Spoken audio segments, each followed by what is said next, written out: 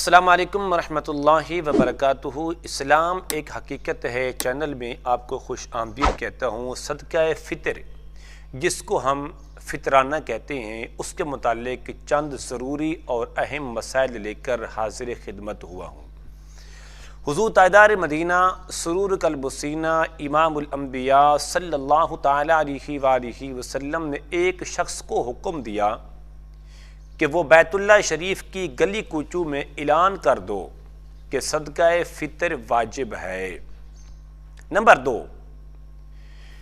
سیدنا حضرت ابن عباس رضی اللہ تعالی عنہما فرماتے ہیں کہ مدنی کریم علیہ الصلوۃ والتسلیم نے صدقہ فطر مقرر کیا تاکہ فضول اور بیہودہ کلام سے روزوں کی طہارت یعنی صفائی ہو جائے اور ساتھ ہی مساکین کی خوراک کا بھی ذریعہ بن جائے۔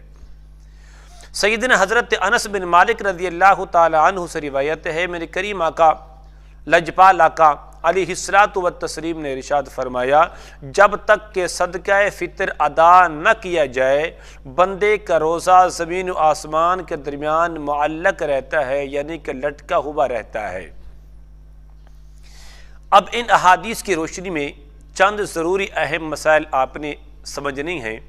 سب سے پہلی بات یہ ہے کہ میرے کریم آقا علیہ السلام نے ایک شخص کو جو حکم دیا کہ وہ مکہ مکرمہ کی ایک گلی کوچوں میں اعلان کرے کہ صدقہ فطر واجب ہے۔ صدقہ فطر کن لوگوں پر واجب ہے، یہ بات سمجھنے والی ہے۔ یاد رکھیے کہ صدقہ فطر ہر اس شخص پر واجب ہے کہ جو صاحب نصاب ہو۔ صاحب نصاب اسے کہتے ہیں کہ جس کے پاس 7.5 تولہ سونا ہو، اگر سونا نہ ہو تو کم سے کم 52.5 تولے چاندی ہو، یا چاندی کی قیمت ہو، یا اتنی مالیت کا مال تجارت موجود ہو۔ ایسا شخص کو صاحب نصاب کہتے ہیں۔ ایسے شخص پر صدقہ فطر بھی واجب ہے اور زکوٰۃ بھی واجب ہے۔ اس لیے میرے کریم آقا علیہ السلام نے ارشاد فرمایا کہ مکہ پاک کی گلی کوچوں میں اعلان کر دو کہ صدقہ فطر واجب ہے ہر وہ شخص جو صاحب نصاب ہو۔ نمبر 2، دوسری بات، دوسری روایت کے اندر جو آپ کے سامنے عرض کی کہ صدقہ فطر دینے کا مقصد کیا ہے۔ مقصد اس کے اندر 2 ہیں۔ پہلا مقصد یہ ہے کہ انسان روزے کی حالت میں جو فضول گفتگو، بے مقصد گفتگو کرتا ہے اور بیہودہ کلام کرتا ہے کہ جس کی وجہ سے روزے کے اجر میں اور روزے کے اجر میں اور روزے کے نیکیوں کے اندر جو کمی واقع ہوتی ہے، صدقہ فطر ادا کرنے کی وجہ سے وہ کمی پوری ہو جاتی ہے۔ اللہ تبارک و تعالیٰ صدقہ فطر کے صدقے اس بندے کے جو نام اعمال کے اندر جو ثواب ہے روزوں کا، جو اجر کا، وہ پورا عطا فرما دیتی ہے۔ ایک مقصد تو یہی ہے۔ دوسرا فرمایا کہ صدقہ فطر جب امیر بندے غریب کو دیں گے، مسکین کو دیں گے، تو امیر کے لیے روزوں کی طہارت کا ذریعہ ہے اور غریب کے لیے خوراک اور راشن پانی کا ذریعہ ہے۔ تو یہ 2 مقصد ہیں کہ اگر ہم صدقہ فطر ادا کر دیں گے تو ہم نے روزے کی حالت کے اندر جو غلطیاں کی ہیں اس کا ازالہ ہو جائے گا، اور ساتھ ہی غرباء کے لیے، مساکین کے لیے، فقراء کے لیے خوراک اور راشن پانی کا ذریعہ بن جائے گا۔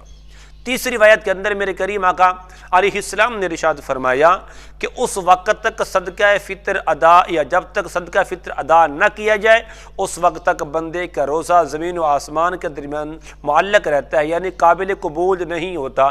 کہ جس طرح کی مشہور روایت ہے کہ میرے کریم آقا علیہ السلام نے ارشاد فرمایا کہ جس دعا کی ابتدا میں درود پاک پڑھ لیا جائے اور جس دعا کی انتہا میں درود پاک پڑھ لیا جائے تو یقیناً وہ دعا قابل قبول ہو جاتی ہے۔ اگر دعا کی ابتدا میں درود پاک نہ پڑھا جائے، انتہا پر بھی درود پاک نہ پڑھا جائے، تو فرمایا یہ دعا زمین و آسمان کے درمیان معلق رہتی ہے، قابل قبول نہیں ہوتی۔ یہ قابل قبول اس وقت ہوتی ہے جب اس کی ابتدا اور اس کی انتہا میں درود پاک پڑھا جائے۔ یا میرے حضور نے کیا ارشاد فرمایا کہ بندے کا روزہ زمین و آسمان کے درمیان معلق رہتا ہے، لٹکا رہتا ہے، جب تک کہ بندہ صدقہ فطر ادا نہ کرے۔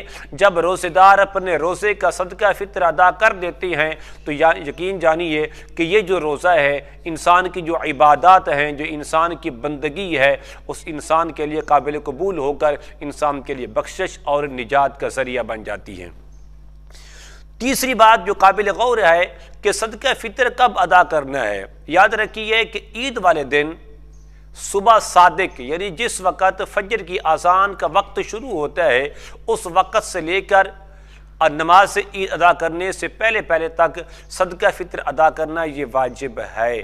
ہر وہ شخص جو صاحب نصاب ہو اس پر واجب ہے۔ اگر کوئی بندہ رمضان کے اندر، رمضان کے آخری عشرے میں عید سے پہلے اگر ادا کرنا چاہے تو تب بھی ادا کر سکتا ہے، لیکن نیت کے اندر فرق ہوگا۔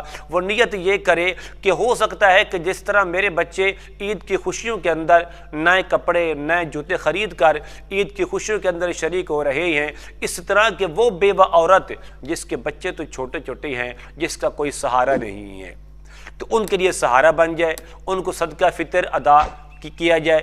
اسی طرح کہ ہر وہ شخص جو صاحب نصاب ہے وہ زکوٰۃ بھی ادا کرے گا اور صدقہ فطر بھی ادا کرے گا۔ اللہ تبارک و تعالی جو کچھ صدقہ فطر کے متعلق گفتگو کی گئی، مجھ سمیت ہم سب کو عمل کرنے کی توفیق عطا فرمائے۔ السلام علیکم ورحمۃ اللہ وبرکاتہ۔